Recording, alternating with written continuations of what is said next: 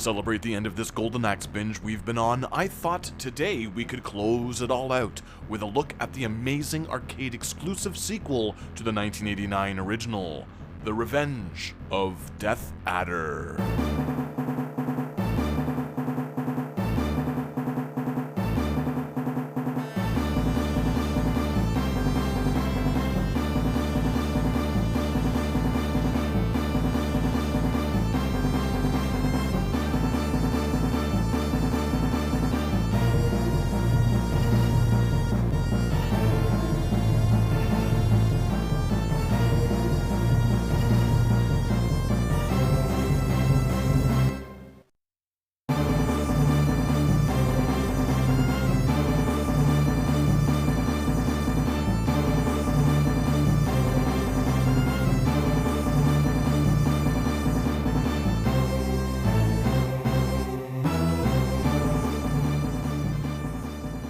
Sega released this thing in 1992, and it's the true successor to the original Golden Axe. Unfortunately, it didn't see a home release until 2020, where it was paired up with the original entry on the arcade 1-up machine, as well as the Astro City Mini. It's really quite a shame too, since it is far superior to the 16-bit console sequel, and would have made a great addition to the Sega Saturn library.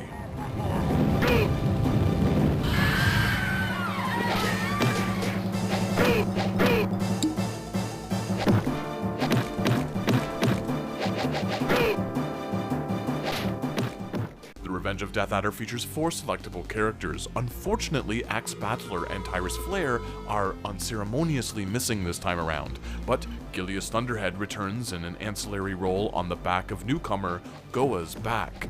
Accompanying the giant duo, we have Dora the Kentharide, Sternblade the generic barbarian, and Little Trix. This little elf dude has a special ability that breaks the typical Golden Axe mold. Instead of a big, fat magic screen wipe, he plants a life-giving apple tree.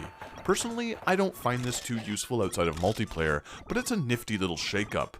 Besides that, the magic system is mostly unchanged, though they no longer increase in power with the amount of pots accumulated. Instead, each spellcast requires a set number to work. I have no problem with this for the most part, but the tiny numerical font can be tricky to see when things get hairy, and I'm not necessarily interested in doing math when I'm standing at an arcade machine, or sitting here playing MAME in my underwear, as it were.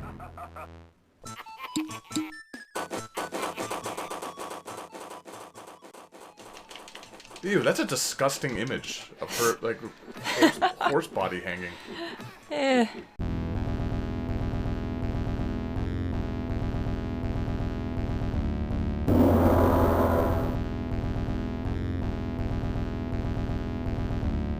Along with the slight tweaks to the magic system, this arcade sequel introduces multiple paths to the franchise.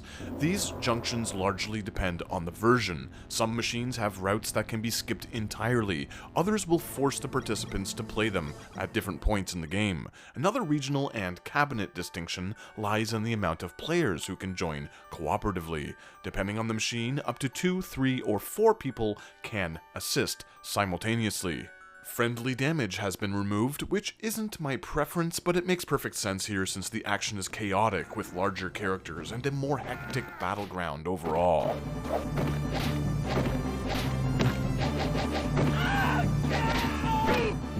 Uh-oh. Get over here, I want to poke you.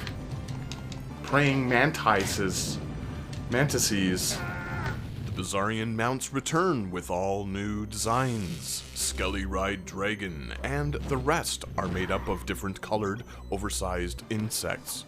Weird change, but I'm down with it. The large sprites and heaps of enemies on the screen at any given time make them a bit tougher to manage, but I've gotta say, I particularly enjoy it when the centaur woman gets on one. It's all sorts of weird. Her bottom half turns into legs, which is really quite strange.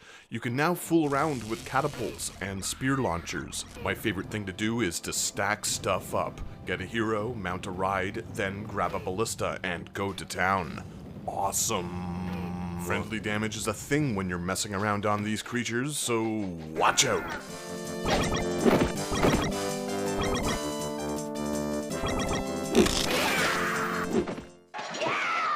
This is neither here nor there, but I needed to find a way of squeezing it into at least one of these Golden Axe videos. The movie samples are back. Save her! There are new special moves to pull off, including a few that can be performed in tandem with a partner. At the end of the day, these new skills aren't anything to write home about, but the updated controls are enough to make this a much more fluid experience overall. The characters move around really well, and the action isn't as stiff as previous entries. The sprites are comparatively larger, the backgrounds are much more lush, and the animations just flow much better overall. There's a satisfying heft to the combat, and enemies no longer tangle you up in seemingly never-ending stunlock orgies. It's a significant improvement over the first arcade game, both visually as well as mechanically. There's a lot of stage variety with interactive bits and bobs to mess around with, such as ropes, levers, and light sources. Prisoners can be rescued throughout the game who cough up magic urns and slabs of meat. It keeps things interesting, and there are all sorts of objects to fool around with. The majority of the action takes place in a typical hack-and-slash beat-em-up perspective, but there are a few pseudo 3D sequences and on-rails vehicle sections that shake things up here and there. The Sega System 32 engine makes it possible for more enemies to be on the screen, and there are very few moments of slowdown. The sheer amount of sprites on display at any given time, as well as the speed at which this thing runs, is truly impressive. This time around, your adversaries take fewer hits to dispose of, so the game flows swiftly from set piece to set piece.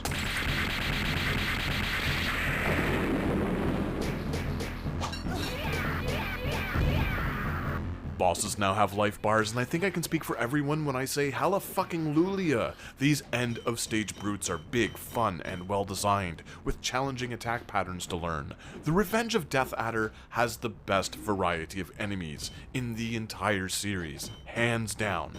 At the end of the day, it's just a solid effort, all around.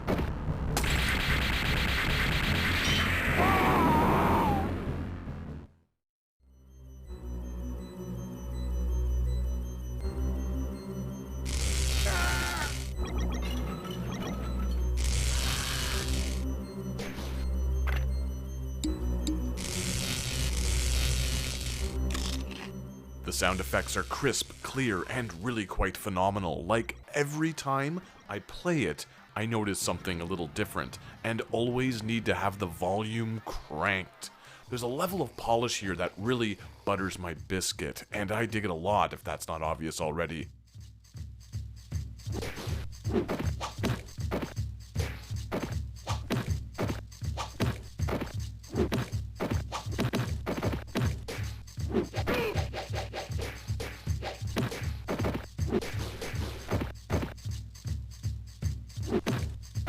I got electrified. Electrified? Electrified. Ooh, now I got it.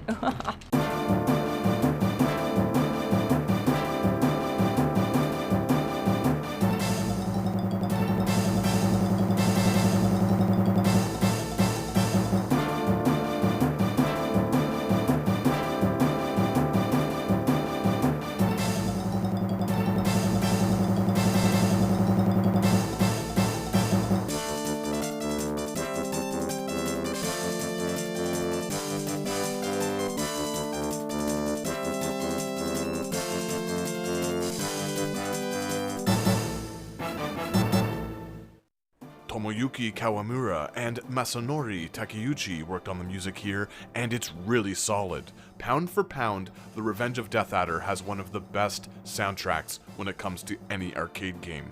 Nothing is as memorable as Yu Takada's iconic work for the original, but what's here suits the on-screen action like a glove.